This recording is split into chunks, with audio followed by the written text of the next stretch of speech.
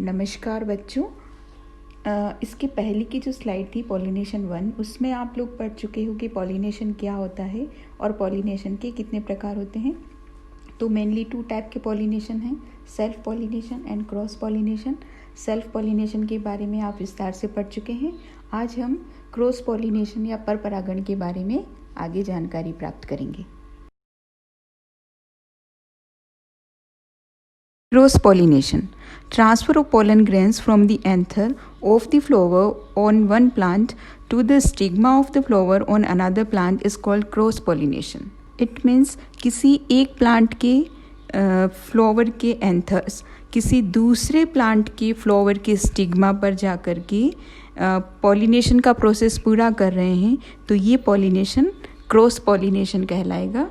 और this plant में भी सेम स्पीशीज़ और अनदर स्पीशीज़, यानी कि एक ही स्पीशीज़ के प्लांट को पॉलिनेट कर रहे हैं या दूसरे स्पीशीज़ के प्लांट को भी पॉलिनेट कर सकते हैं, तो इट इज़ ऑल्सो कॉल्ड अलीलोगेमी और जीनोगेमी। क्रॉस पॉलिनेशन डायोशियस और मोनोशियस दोनों टाइप की स्पीशीज़ में होता है। लेकिन अगर प्लांट डायोशियस है तो डायोशियस प्लांट में क्रॉस पॉलिनेशन बिल्कुल मस्ट हो जाता है, इट्स नेसेसरी। अगर क्रॉस पॉलिनेशन के एडवांटेज की बात की जाए तो एडवांटेज क्या है, इससे जेनेटिक रिकॉम्बिनेशन होता है जिससे कि प्लांट्स में वैरायटीज़ डेवलप होती हैं। एडेप्टेशंस फॉर क्रॉस पॉलिनेशन या पर परागण की क्या अनुकूलताएं होती हैं, इसके बारे में हम पढ़ेंगे। First adaptation is self-sterility, self-incompatibility. What is self-sterility? It is a condition where pollens of a flower do not grow or grow very slowly if they fall on the stigma of the same flower. It means same flower पर अगर pollens गिर रहे हैं same flower की stigma पर, तो वो जो पोलन ग्रेन्स हैं वो ग्रो नहीं कर पाते हैं। पोलन अगर ग्रो नहीं होंगे तो फर्टिलाइजेशन का प्रोसेस पूरा नहीं हो पाता है। इट मीन्स सेल्फ फर्टिलाइजेशन को रोकने का सेल्फ स्टेरिलिटी एक बहुत बड़ा कारण है। सेल्फ स्टेरिलिटी 2 जीन्स के द्वारा रेगुलेट होती है। कुछ प्लांट्स की स्टिग्मा और स्टाइल कुछ सब्सटेंस सिक्रेट करते हैं और ये सब्सटेंस आने वाले सेम स्पीशीज़ के पोलन ग्रेन्स को इनएक्टिवेट करने का काम करते हैं, जिससे कि वो पोलन ग्रेन वहाँ पर जर्मिनेट नहीं हो सके और जर्मिनेट होकर के उन प्लांट्स को फर्टिलाइज नहीं कर सके, उन स्टिग्मा को फर्टिलाइज नहीं कर सके। सेल्फ स्टेरिलिटी को एनहांस करने के लिए क्या क्या चीज़ें हो सकती है? डीजेनरेशन ऑफ पोलन ट्यूब, मतलब कि पोलन ट्यूब का नष्ट हो जाना। इसी तरीके से सेल्फ स्टेरिलिटी का दूसरा कारण है क्रॉस पॉलिनेशन हुआ।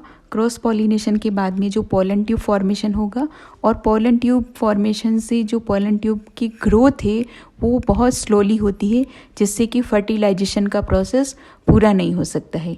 और इसी तरीके से हम सेल्फ पॉलिनेशन की बात करें तो सेल्फ पॉलिनेशन में जो पोलन ट्यूब बनेगी वो अच्छे से ग्रोथ करती है और आगे जा कर के फर्टिलाइजेशन का प्रोसेस उसमें कंप्लीट हो सकता है।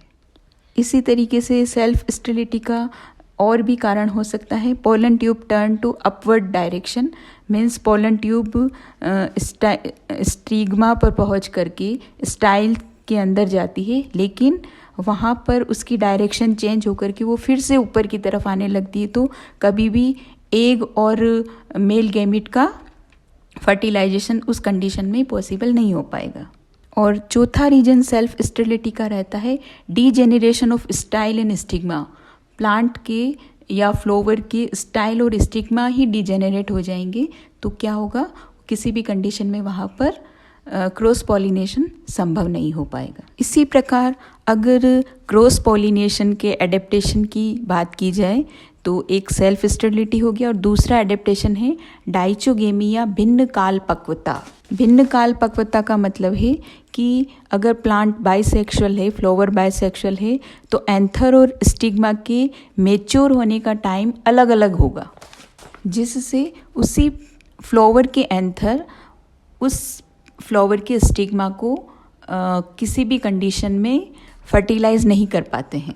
डाइचोगेमी दो प्रकार की होती है, प्रोटेंड्री यानी कि पूर्वता और प्रोटोगाइनी स्त्री पूर्वता। प्रोटेंड्री कंडीशन या पूर्वता की कंडीशन क्या होगी, जब मेल ऑर्गन्स पहले मेच्योर होंगे फीमेल ऑर्गन्स की बजाय। प्रोटोगाइनी कंडीशन में फीमेल फ्लावर या फीमेल पार्ट पहले मेच्योर होते हैं मेल पार्ट की बजाय। तो इसी कंडीशन में सेम फ्लावर के मेल गैमेट्स उस फ्लावर की फीमेल पार्ट्स को किसी भी कंडीशन में फर्टिलाइज करने में सक्षम नहीं होगा।